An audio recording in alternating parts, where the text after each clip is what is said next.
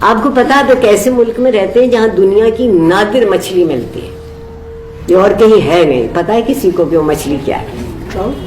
نہیں. ٹراؤٹ تو ہم یورپ سے لائے نہیں. اور کوئی بتانا چاہے تو؟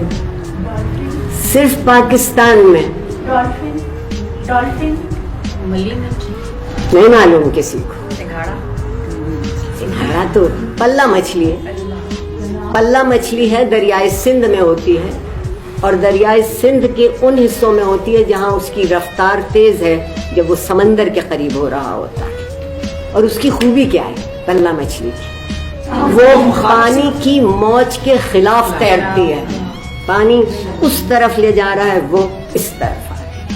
چونکہ بے حد جدوجہد کرتی ہے نا تو اس کے گوشت سے زیادہ لذیذ کوئی گوشت نہیں ہے دنیا.